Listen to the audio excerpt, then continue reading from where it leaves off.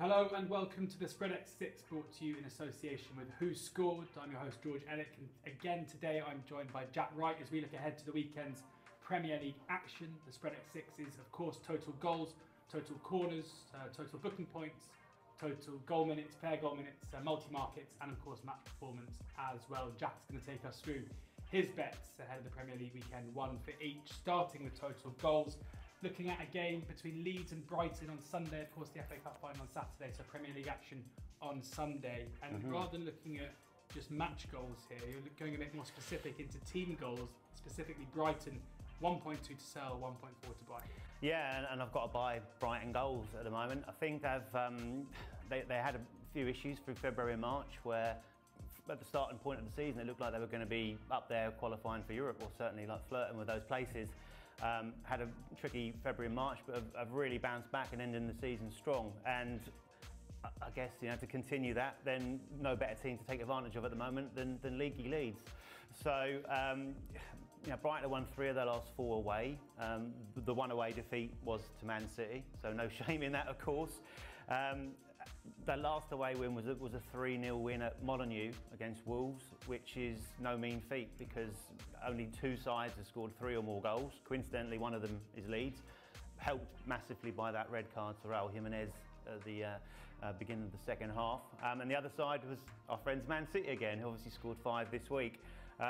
So impressive there. They were very impressive. I watched them against Man United at home to end a bit of a barren home run for them. But I know people kind of concentrated on the Man United shortcomings there, but I thought they played exceptionally well, counter-attacked superbly. And that, I think, will be a massive thing in this particular game. Leeds obviously desperate for the win, roared on by the home crowd.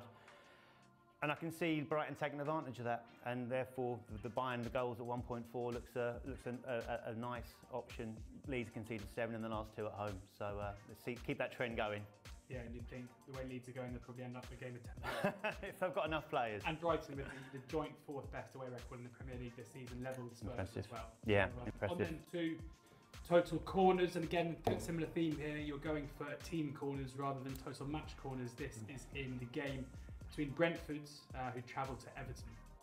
Yeah, and look, I said it last time I was on. Brentford surprised me. I thought they'd still be at best really still fighting to stay up at this point in time, but they're obviously safe, done incredibly well. The handbrake's off, as opposed to the hosts, obviously Everton, who are scrapping and still trying to survive. So probably a match up here between one of the biggest overachievers in the league this season and one of the biggest underachievers. Interesting to see. I think Frank Lampard's changed his style over the last few weeks, certainly on possession based. This week, other than the game against Watford this week, where they had 52% possession, their last 5 games were 32%, 37%, 18%, 22% and 34%. So given, if that follows a similar trend, given Brentford that amount of ball, I can see them causing a lot of problems. We know how they like to play. They've obviously got Eriksen pulling the strings at the moment.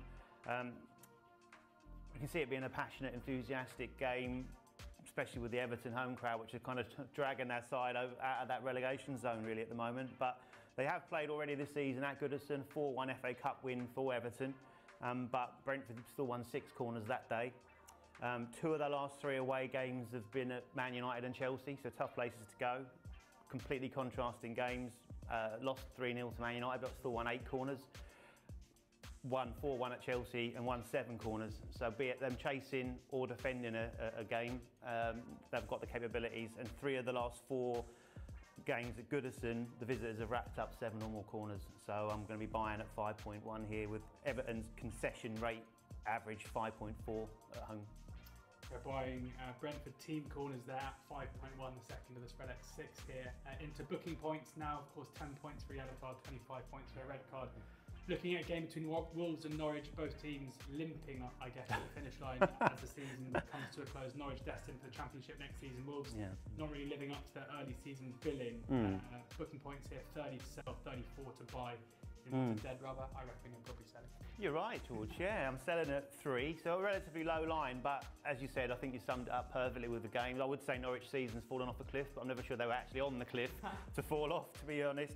I read something quite interesting this week that was alleged that Dean Smith and Craig Shakespeare, when they went to the club in November, said it was like taking over an academy team, which is quite a damning indictment of a Premier League side, regardless of people's thoughts on the performances of the last 2 attempts they've made. You know, they have kind of walked the championship when they've been in there, so they should be in a better shape than that. Saying they were quiet, lacked physicality, pace and power, and I think the stats certainly back that up, and having seen the last few games, they're now on their 4th run of 5 successive defeats this season, which is incredible. When you look at it, as a side that's been battling relegation all season, to be third, have the 3rd best disciplinary record is a bit of a shock. Yeah. So only Man City. Would you happy if you're a fan, would you? You'd be absolutely livid if you were a fan, George. You know any? So I watched the game against Leicester last night, and it was pretty much the same kind of scenario. Interesting that of the players where Norwich pick up yellow cards, Williams with 8, unlikely to be playing on Sunday.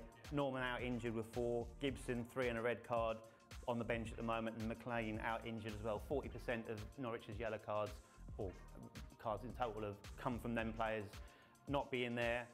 The referee is Harrington's his 3rd EPL game of the season, so he's not one that is known for being in the Premier League, but has only crossed over 30 booking points in 2 of his last 13 league games.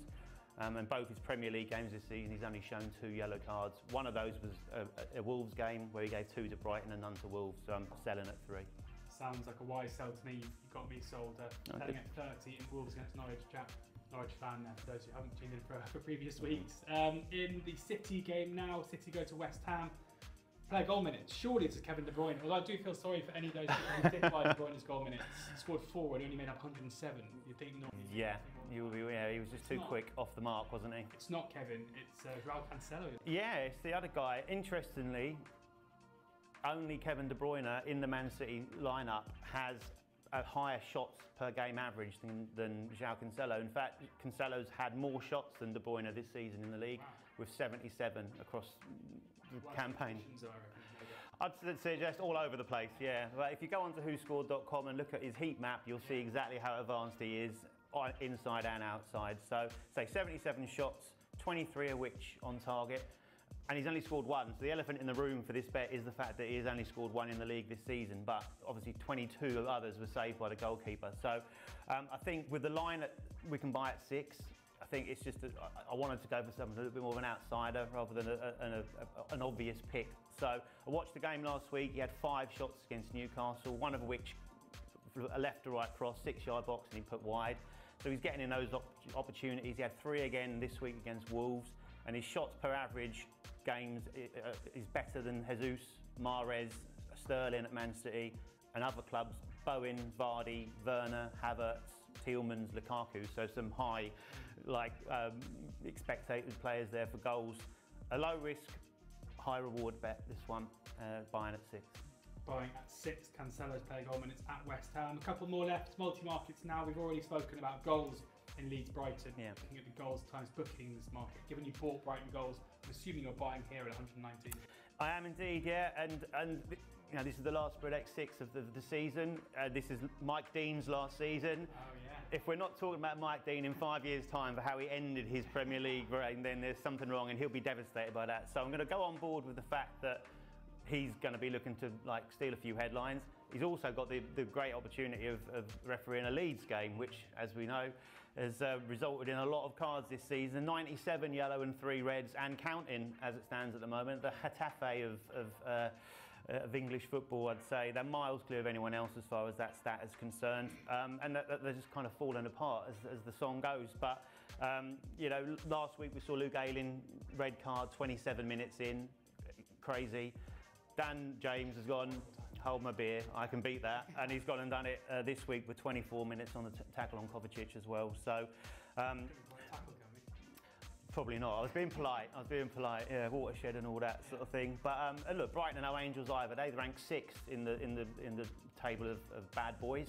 And you've got the likes of Cucurella, Basuma and Dunk that are happy to stick a foot in, shall we say, and Neil Maupay off the bench, perfect setup for him just to give a little bit of a wind up with, depending on the game state, of course. So for me, yeah, an absolute buy at 119, given we expect goals and, of course, that sum up on cards, booking points. buying 119 multi-markets there. Goals, times, booking points in Leeds, Brighton. And the final market in the Spreadex Six, final Spreadex Six of the season as well, is match performance. Of course, Watford versus Leicester is the one here, selling at 88 and 93 to buy. This is where each game value is attributed to a number. And we know the holy grail here, the big one is the 0-0, minus 25. And for the first time in Spreadex Six this season, someone is selling, chasing the 0-0. I am indeed. You set me, unknowingly, you set me a challenge last time I was on that no one had sold. So I thought I need to sell if I get a chance to go again. And here we are. So I scrolled through and you rightly say, I was going to ask the question, what are we looking for? The Holy Grail is a 0-0. And this to me looks the most likely. You know, you've got Leicester who've had a long, hard season, through Europe, a lot of injuries. Their goal performance until this week when they managed to score 3. Scoring a whole half against Norwich. I know, crazy. We'll celebrate the 0-0 at half time like crazy. But yeah, the goals, they've only scored more than one now in one game in 8 of the last 8. There's been a 0-0 in there as well. And as far as Watford are concerned, obviously a new dawn, another new dawn coming for them in the Championship. Obviously the contentious Rob Edwards move looks to be signed, sealed and delivered.